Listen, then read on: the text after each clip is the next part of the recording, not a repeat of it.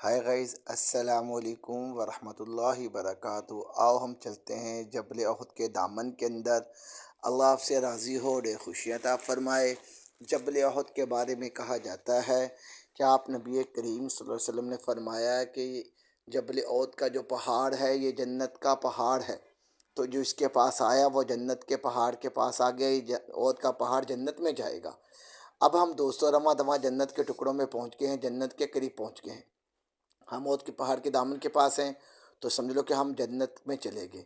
آپ نبی کریم صلی اللہ علیہ وسلم جب احد پہاڑ کے پاس سے گزرتے ہیں، قریب جاتے ہیں تو یہ ہلنے لگتا ہے، زلزلہ جیسی کیفیت بن جاتی ہے۔ آپ نبی کریم صلی اللہ علیہ وسلم سے ٹھوکر مار کر کہتے ہیں، اے احد پہاڑ، تجھے پتہ نہیں ہے تیرے اندر، تیرے دامن میں کھڑا ہوا، تیرے قریب کھڑا ہوا، تیرے پاس کھڑا ہوا ایک صدیق ہے، ایک نبی ہے، دو شہید ہیں۔ آپ کے ساتھ شہید کون؟ دو شہید بتا دیا گیا۔ پہلے اللہ نے آپ کو معجزہ دے دیا کہ آپ وسلم کو، آپ کے ساتھ حضرت ابوبکر صدیق رضی اللہ عنہ بھی ساتھ تھے، حضرت عمر فاروق رضی اللہ عنہ بھی آپ کے ساتھ تھے، حضرت عثمان رضی اللہ عنہ بھی آپ کے ساتھ تھے۔ تو آپ نے فرمایا کہ آپ کے اوپر ایک نبی ہے، ایک صدیق ہے، دو شہید ہیں۔ تو کیسے بتا دیا گیا کہ حضرت عثمان رضی اللہ عنہ کو بھی شہید کر دیا جائے گا، حضرت عمر رضی اللہ عنہ کو بھی شہید کر دیا جائے گا؟ لیکن میرے بھائیوں، آپ علیہ وسلم کو پہلے بتا دیا گیا، پھر احد پہاڑ اسی وقت رک گیا۔ کوئی دنیا کا سائنسدان زلزلے کو تھما نہیں سکتا، روک نہیں سکتا، لیکن احد پہاڑ ٹھہر گیا۔ آپ علیہ وسلم کی محبت میں ہل رہا تھا، لیکن محسوس ہوا کہ جیسے زلزلہ آ گیا، تو پھر احد کے اندر سے خوشبو آنے لگی۔ آپ صلی اللہ علیہ وسلم فرمانے لگے کہ احد مجھ سے محبت کرتا ہے، میں احد سے محبت کرتا ہوں، تمہیں بھی حکم دیتا ہوں تم بھی احد سے محبت کرو، اور جب بھی یہاں پر آؤ کثرت سے درود پاک پڑھو۔ مدینہ منورہ میں جب بھی زمین میں ہم جائیں، اللہ ہم سب کو بلائے غائز تو ہم جا کے وہاں درود پاک پڑھیں۔ تو مدینہ منورہ کا یہ جو احد پہاڑ ہے، اس کے دامن کے اندر آپ کے چچا سیدنا امیر حمزہ رضی اللہ تعالیٰ عنہ کا روضہ مبارک ہے، ان کی تربت ہے، یا ان کے ساتھ 70 صحابہ اور بھی مدفن ہے۔ تو میرے بھائیو، ان صحابہ نے آپ کے چچا امیر حمزہ رضی اللہ عنہ شہادت دینے والے، شہید قربان ہونے والے، اللہ کے رسول میں روتے ہوئے کہہ رہے ہیں، ہائے مدینہ منورہ کے سب کو رونے والی آ گئیں، میرے چچا کو کوئی بھی رونے والی نہیں آئی۔ اتنے میں مدینہ منورہ کی ساری عورتیں جمع ہو جاتی ہیں۔ آپ پوچھتے کیوں آئی ہو؟ عرض کرتی، یا رسول اللہ، ہم آپ کے چچا حمزہ کو رونے کے لیے آئی ہیں۔ اتنے میں اللہ نے قرآن پاک کو اتار دیا، ضیاء وسلم کو بھیج دیا کہ جاؤ کو محمد صلی اللہ علیہ وسلم کو کہ شہید کا ماتم نہیں کیا جاتا، حمزہ کو کوئی بھی نہیں روئے گا۔ ہم نے حمزہ کا نام شہیدوں میں نام رکھ دیا، کیا رکھ دیا؟ حمزہ اسد اللہ، شہیدوں کا سردار۔ اسی دامن کے اندر، احد کے پہاڑ کے دامن کے اندر، آج سے 15 سال پہلے کوئی نام و نشان نہیں تھا، ہمارا آنا ہوا، لیکن ابھی ہم آئے ہیں تو بڑی خوبصورت یہاں پہ مسجد تعمیر ہو گئی ہے کہ لوگ یہاں پر آئیں، وضو کریں، نماز پڑھیں، تلاوت کریں، اس مسجد کا نظارہ کریں۔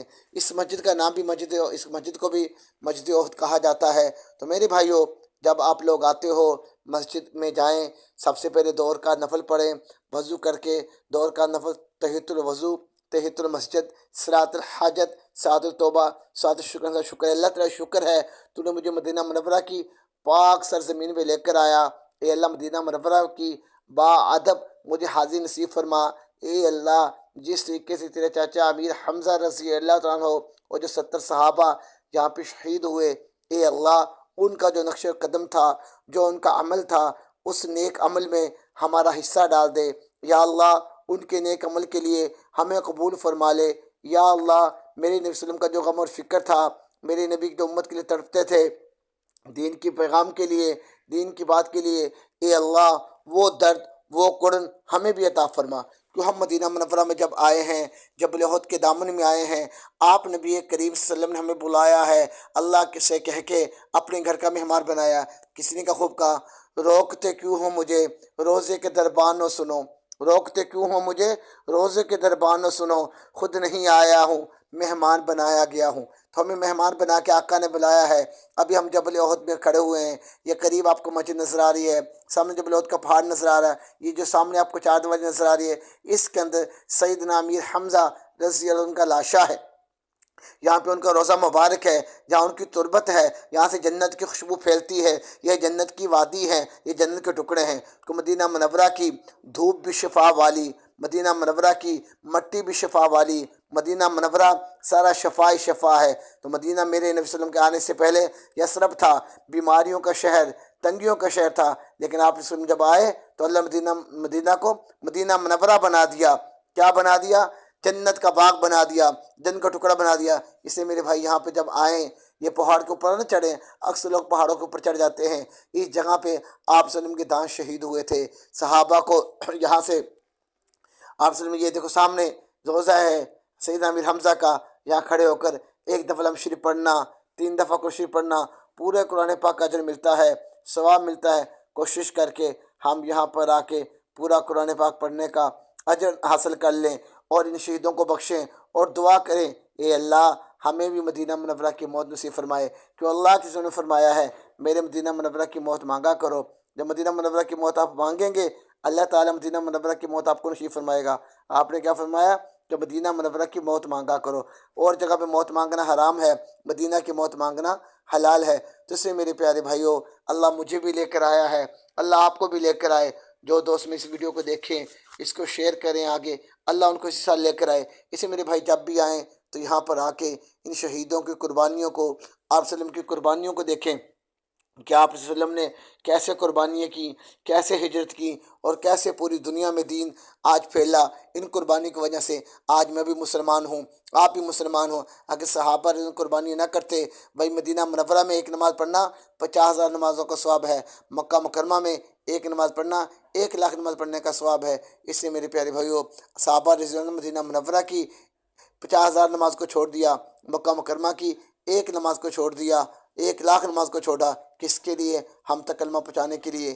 آج اس بنا پہ ہم لوگ مسلمان ہیں۔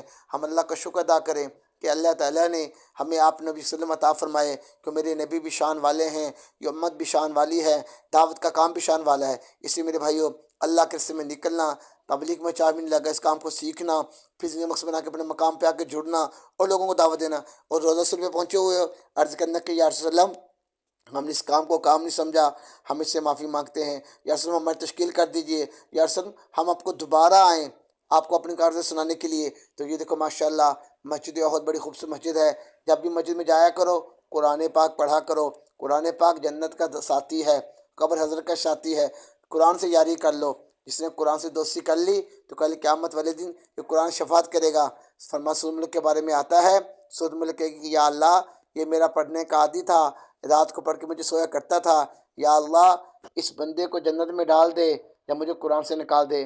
منکر نکیر کے سوال کے ساتھ کھڑی ہو جائے گی کہ میں اس کو نہیں چھوڑ سکتی، یہ مجھے نہیں چھوڑتا تھا۔ اس لیے میرے بھائیوں، خود قرآن والے بنیں، اوروں کو قرآن والا بنائیں۔ یہ جبر عہد ہے، عہد کی زیارت کرتے ہوئے، درود شریف پڑھتے ہوئے ابھی تھوڑی دیر کے بعد ہماری یہاں سے واپسی ہو جائے گی، مدینہ منورہ چلے جائیں گے، مسجد نبی وسلم کی طرف جائیں گے۔ پھر آگے رستے کے اندر مسجد قباء بھی ہے، قبلتین بھی ہے، جبل خندق بھی ہے، اس میں جائیں گے۔ 7 مساجد کہتے ہیں، وہاں 7 مسجدیں ہیں جہاں جب خندق کھودی کی تھی، تو وہاں بھی جائیں گے۔ تو اس لیے میرے پیارے بھائیوں، ہم یہاں پر آئے ہیں جبل احد کے دامن میں، یہاں سے غم و فکر لیتے ہوئے، اشک بہاتے ہوئے آپ صلی اللہ علیہ وسلم کا درد و غم لے کر نکلیں کہ یا اللہ ہم نے آپ صلی اللہ علیہ وسلم والی زندگی کو زندگی نہیں سمجھا، دین والی محنت کو محنت سمجھا، ہمارے جرم کو معاف فرما دے، یا اللہ ہم سب سے راضی ہو جا۔ اب یہاں پہ لوگ آتے ہیں، ٹورسٹ آتے ہیں دیکھنے کے لیے، لیکن کوئی پہاڑ پہ چڑھ جاتا ہے لیکن وہ غم و فکر نہیں۔ اصل تو ہمیں یہاں سے غم فکر لے کے جانا چاہیے، درد لے کے جانا چاہیے۔ دیکھو یہ جو کبوتر آپ کو نظر آ رہے ہیں،